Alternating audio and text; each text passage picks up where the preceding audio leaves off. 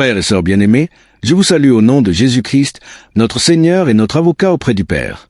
Nous abordons aujourd'hui l'un des psaumes les plus puissants, mais aussi l'un des plus mal compris de toute la Bible, le psaume 109. C'est un psaume de combat spirituel. C'est la prière de David quand il était poursuivi par des ennemis sans pitié, des calomniateurs professionnels, des traîtres qui le payaient de haine pour son amour. Mais avant d'entrer dans cette prière, je veux être très clair sur quelque chose d'essentiel. Pause. Nous ne prions pas ce psaume par vengeance personnelle. Nous ne demandons pas à Dieu de maudire des personnes que nous n'aimons pas. Nous ne prions pas avec un cœur plein de haine. La Bible dit, « Bénissez ceux qui vous persécutent, bénissez et ne maudissez pas. » Romains 12h14. Jésus a dit, « Aimez vos ennemis et priez pour ceux qui vous persécutent. » Matthieu 5h44. Alors pourquoi prions-nous le psaume 109? Parce que ce psaume nous apprend à remettre la justice entre les mains de Dieu. David ne se venge pas lui-même. David ne prend pas les armes contre ses calomniateurs. David ne règle pas ses comptes personnellement. Il porte tout devant le tribunal céleste et il dit, « Seigneur, juge toi-même. » Ce psaume, c'est l'application du principe, « À moi la vengeance, à moi la rétribution, dit le Seigneur. » Nous ne maudissons pas, nous disons à Dieu, « Tu vois l'injustice, tu vois les mensonges, tu vois les trahisons, agis selon tes justices. » Et quand nous prions ainsi, deux choses se produisent. Premièrement, nous lâchons prise. Nous ne portons plus le fardeau de la vengeance. Nous ne sommes plus rongés par l'amertume. Nous remettons tout à Dieu. Deuxièmement, la justice de Dieu s'active. Non pas notre justice imparfaite et passionnelle, mais sa justice parfaite et équilibrée. Alors aujourd'hui, si tu es victime de calomnie, de trahison, d'attaques injustes, de complots ourdis dans l'ombre, cette prière est pour toi. Si tu as mal, si tu es fatigué de te défendre, si tu ne sais plus comment faire face aux mensonges répandus sur ton compte, viens avec moi devant le trône de justice. Je t'invite à écrire dans les commentaires, « Je remets ma cause entre tes mains, Seigneur. » R. C'est une déclaration de foi. C'est un acte d'abandon. C'est une décision de ne pas te venger toi-même, mais de faire confiance au juge suprême. Like cette vidéo pour qu'elle atteigne d'autres personnes qui traversent des combats similaires. Abonne-toi à Célébrons l'Éternel et active la cloche pour recevoir toutes nos prières puissantes. Maintenant, ferme les yeux. Prépare ton cœur. Nous entrons dans la présence du Dieu juste. Première partie, l'appel au Dieu de justice. Père éternel, Dieu d'Abraham, d'Isaac et de Jacob, juge de toute la terre, je me tiens devant toi au nom puissant et victorieux de Jésus-Christ. Je viens non pas avec un cœur de haine, mais avec un cœur blessé. Je viens non pas pour demander vengeance, mais pour remettre la justice entre tes mains. Je viens non pas pour maudire, mais pour me réfugier en toi, mon abri et ma forteresse. David a écrit, « Dieu de ma louange, ne reste pas silencieux. » Psaume 109, « Hein?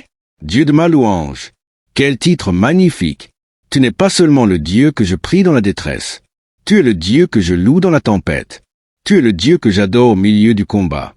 Tu es le Dieu de ma louange, celle qui monte de mon cœur même quand tout va mal.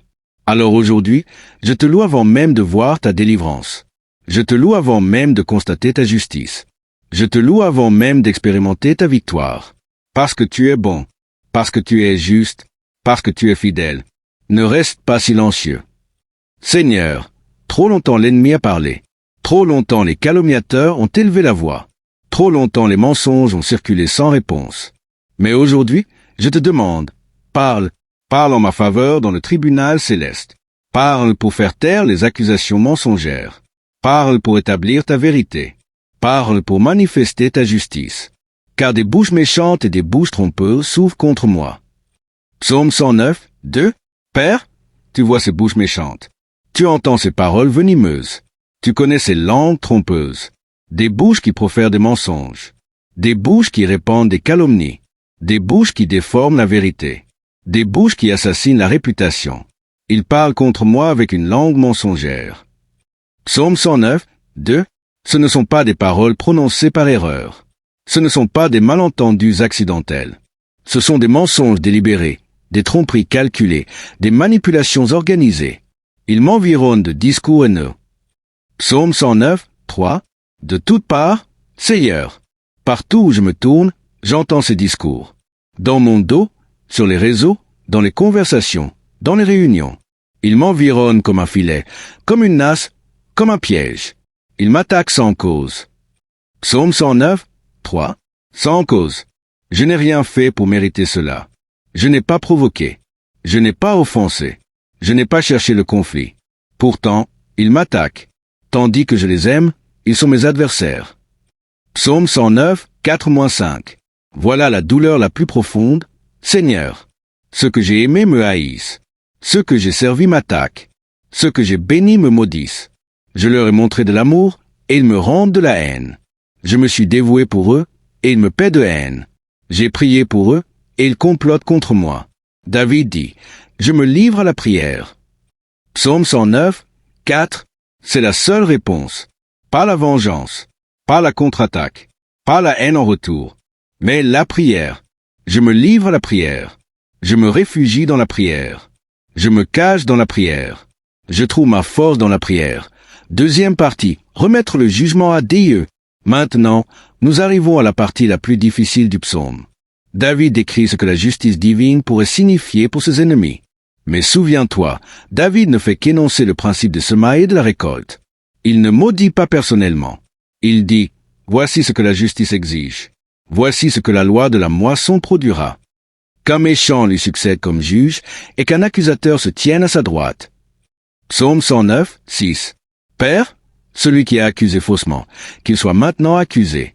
Celui qui a jugé injustement, qu'il soit maintenant jugé. Celui qui a condamné sans preuve, qu'il soit maintenant condamné. La mesure qu'il a utilisée contre moi, qu'elle soit utilisée contre lui. Le standard qu'il a appliqué à ma vie, qu'il s'applique à la sienne. Le jugement qu'il a prononcé sur moi, qu'il retombe sur sa tête. Quand on le jugera, qu'il soit déclaré coupable et que sa prière même passe pour un péché. Psaume 109, 7. Seigneur, que l'hypocrisie soit exposée. Ces prières qu'il prononce du bout des lèvres pendant qu'il complote le mal. Ces invocations pieuses pendant qu'ils ourdissent la trahison. Ces cantiques chantés pendant qu'ils creusent des fosses. Que leur religiosité soit démasquée. Que leur piété apparente soit révélée pour ce qu'elle est, un voile sur la méchanceté. Que ces jours soient peu nombreux, qu'un autre prenne sa charge. Psaume 109, 8.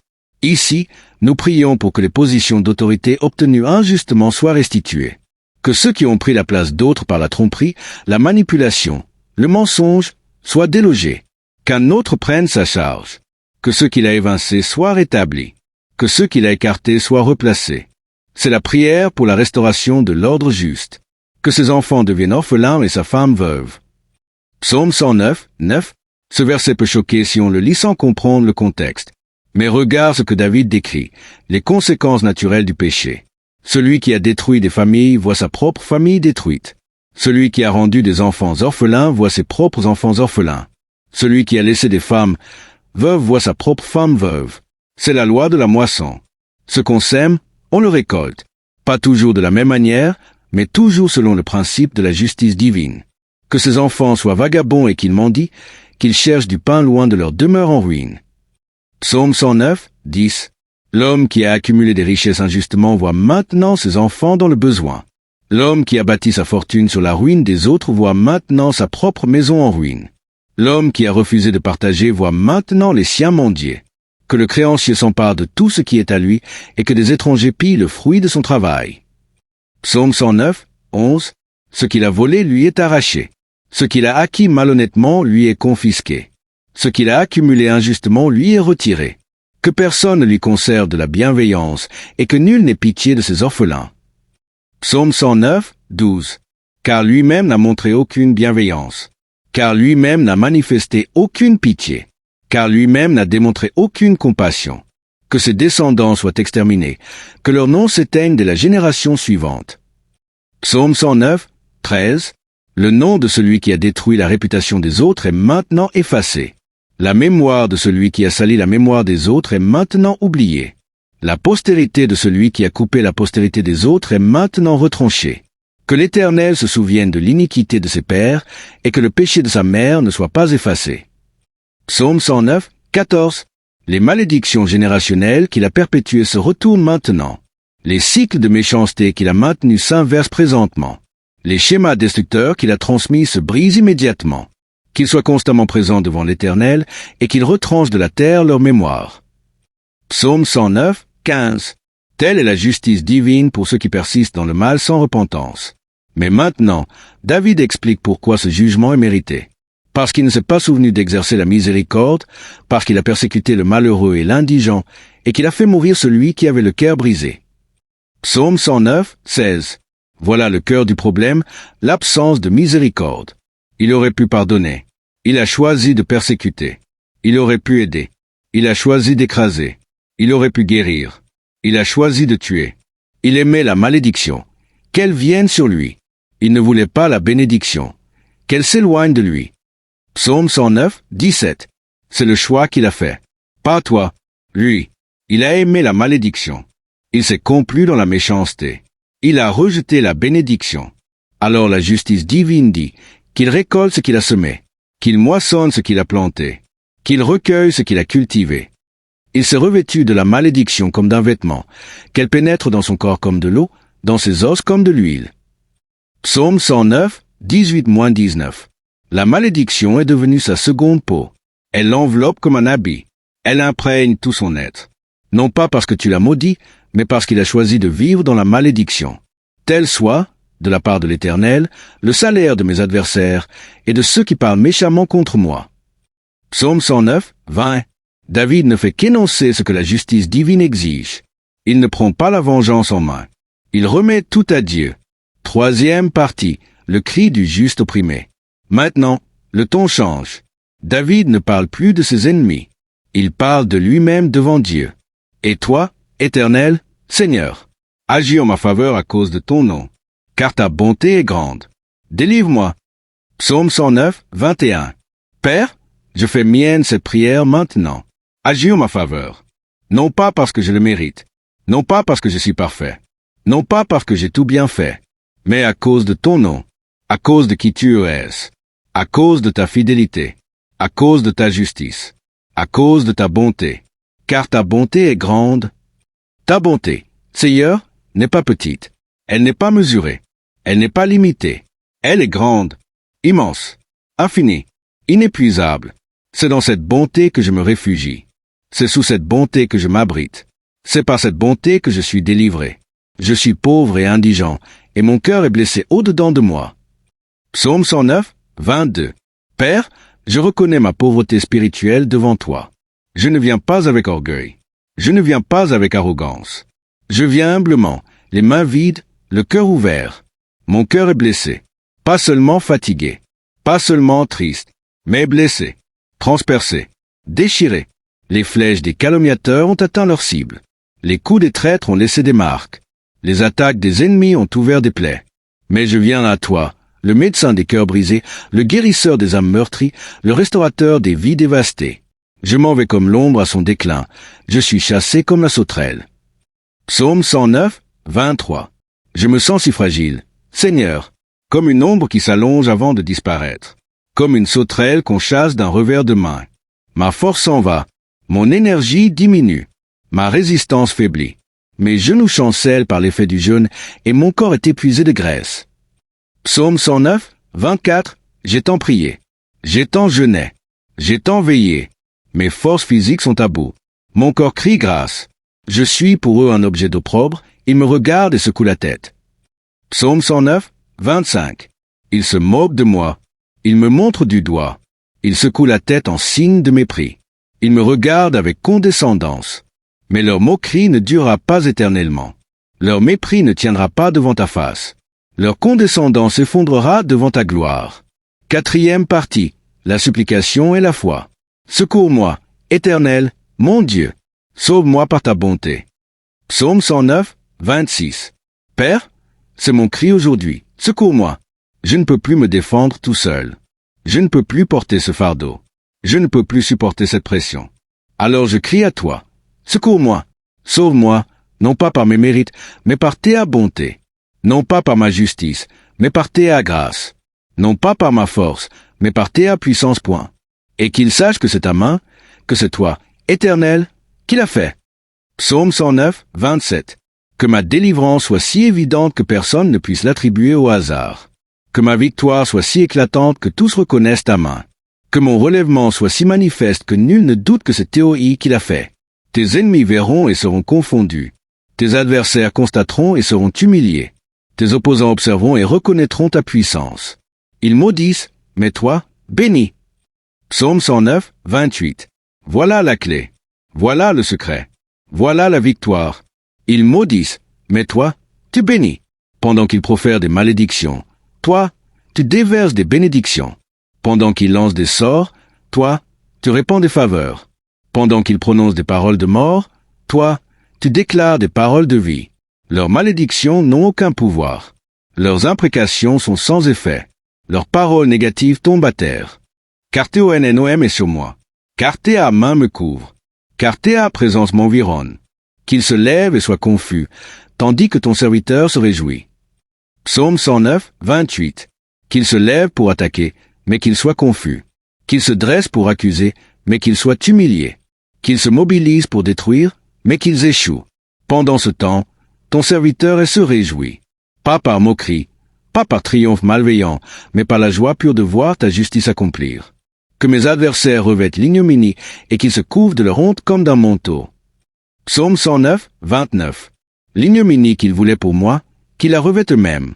La honte qu'ils préparaient pour moi, qu'ils s'en couvrent comme d'un vêtement. L'opprobre qu'ils destinèrent à mon nom, qu'ils retombent sur le leur. Non par vengeance, mais par justice. Non par haine, mais par vérité. Non par rancune, mais par équité. 5e partie, la louange de la délivrance.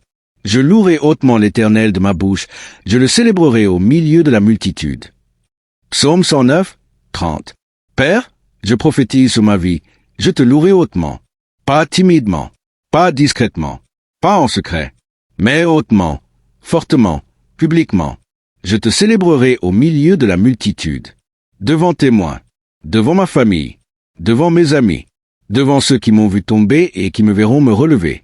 Car ma bouche proclame ta fidélité, car mes lèvres annoncent ta bonté, car ma langue déclare ta justice, car il se tient à la droite du pauvre pour le délivrer de ceux qui le condamnent. Psaume 109, 31. Quel verset magnifique! Il se tient à la droite du pauvre. Pas loin, pas au loin, pas à distance. À sa droite, à la place d'honneur, à la place du défenseur, à la place de l'avocat, pour délivrer ceux qui sont condamnés injustement, pour sauver ceux qui sont accusés faussement, pour protéger ceux qui sont attaqués méchamment. Jésus est à ta droite aujourd'hui. L'avocat céleste plaide ta cause. Le défenseur divin présente ton dossier. Le juste par excellence témoigne en ta faveur. Qui peut accuser les élus de Dieu quand Dieu lui-même les justifie? Qui peut condamner ce que Christ a racheté? Qui peut prononcer une sentence contre ce que le sang de l'agneau a couvert? 6e partie, déclaration prophétique de combat. Maintenant, je prophétise sur ta situation spécifique. Au nom puissant de Jésus-Christ, je déclare, sur les calomnies, chaque parole mensongère prononcée contre toi est réduite au silence. Chaque accusation injuste portée contre toi est annulée. Chaque faux témoignage donné contre toi est révoqué.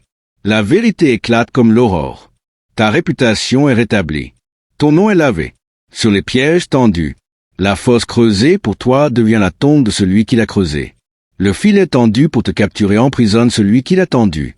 Le piège préparé pour te faire tomber se referme sur celui qui l'a préparé. Les flèches tirées contre toi retournent à leur expéditeur. Les malédictions lancées contre toi frappent leurs auteurs. Sur les trahisons, ceux qui ont mangé à ta table et se sont levés contre toi sont exposés. Ceux qui ont bénéficié de ta générosité et t'ont trahi sont démasqués. Ceux qui ont profité de ton aide et t'ont poignardé sont dévoilés. La lumière de Dieu révèle ce qui était caché dans les ténèbres. Sur la loi du retour. Ce que l'ennemi a semé, il le récolte maintenant. Ce qu'il a planté, il le moissonne aujourd'hui. Ce qu'il a cultivé, il le recueille en cette heure. Le boomerang spirituel opère. La loi des semailles et de la récolte s'active. Le jugement divin s'exécute sans délai. Sur ta protection. Pendant que Dieu juge tes ennemis, il t'y garde. Tu es dans sa main, intouchable. Tu es sous ses ailes, invulnérable. Tu es dans son abri, inatteignable. Le sang de Jésus trace une ligne que l'ennemi ne peut franchir. Le nom de Jésus est un bouclier que les flèches ne peuvent percer. La présence de Dieu est une forteresse que les assauts ne peuvent ébranler. Sur ton relèvement, là où tu es tombé, tu te relèves. Là où tu as été humilié, tu es élevé. Là où tu as été brisé, tu es restauré. Là où tu as perdu, tu regagnes au centuple.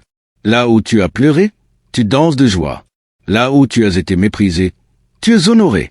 7e partie, la position du victorieux. Père céleste, je te remercie parce que la bataille ne nous appartient pas. Elle t'appartient. Je te remercie parce que tu es le juge juste. Je te remercie parce que tu es l'avocat fidèle. Je te remercie parce que tu es le défenseur puissant. Je déclare sur la vie de celui qui écoute cette prière. Tu ne te vengeras pas toi-même. Tu remettras tout jugement entre les mains du Seigneur. Tu ne prendras pas les choses en main personnellement. Tu placeras toute vengeance dans le tribunal du Très-Haut. Tu déposeras toute justice aux pieds de l'Éternel. Tu pardonneras comme tu as été pardonné. Tu béniras ceux qui te maudissent. Tu prieras pour ceux qui te persécutent. Tu aimeras ceux qui te haïssent. Car c'est ainsi que tu démontres que tu es enfant du Très-Haut. Mais pendant que tu pardonnes et que tu bénis, Dieu dans sa justice parfaite rend à chacun selon ses œuvres. Pendant que tu pries et que tu aimes, le juge suprême exécute le jugement. Pendant que tu lâches prise et que tu fais grâce, le Tout-Puissant fait justice. Ta miséricorde n'annule pas sa justice. Ton pardon n'empêche pas son jugement. Ta grâce ne suspend pas son verdict. Alors repose-toi. Repose-toi dans sa justice. Repose-toi dans son timing. Repose-toi dans sa sagesse. Repose-toi dans son amour. Car le Dieu qui combat pour toi ne peut perdre.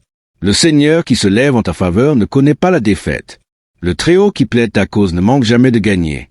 Frères, sœurs, nous arrivons à la fin de cette prière. Nous avons traversé ensemble le psaume 109. Nous avons crié à Dieu. Nous avons remis nos causes entre ses mains. Nous avons proclamé sa justice. Nous avons déclaré sa protection. Maintenant, je veux que tu saches une chose.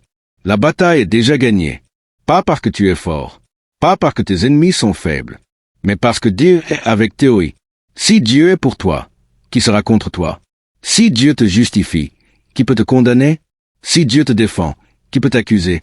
Alors, lève la tête, redresse-toi, tiens-toi debout. Tes ennemis sont confondus non par ta force, mais par la puissance de Dieu. Tes adversaires sont vaincus non par ta stratégie, mais par la sagesse de Dieu. Tes opposants sont défaits non par tes armes, mais par la justice de Dieu. C'est fait. C'est accompli. C'est scellé. Maintenant, je t'invite à poser 3 actes de foi. Premièrement, écris dans les commentaires, « Jésus est mon avocat ». Cette déclaration publique n'est pas une superstition. C'est un acte de foi biblique. Tu proclames que tu ne comptes pas sur ta propre défense, mais sur la défense de ton avocat céleste. Deuxièmement, partage cette vidéo avec quelqu'un qui traverse une guerre spirituelle. Peut-être que tu connais une personne injustement accusée, trahie, calomniée.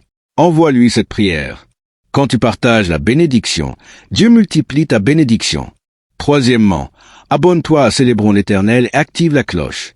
Nous poursuivons notre série de prières puissantes. La prochaine vidéo sera sur le psaume 27 et après cela, le psaume 23.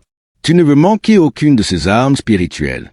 Quatrièmement, like cette vidéo pour qu'elle atteigne des milliers de personnes qui ont besoin de cette prière aujourd'hui. Ton like permet à YouTube de recommander cette prière à ceux qui sont en plein combat. Reçois maintenant cette bénédiction. Que l'Éternel te bénisse et te garde de tout mal. Que l'Éternel fasse luire sa face sur toi et te donne sa paix.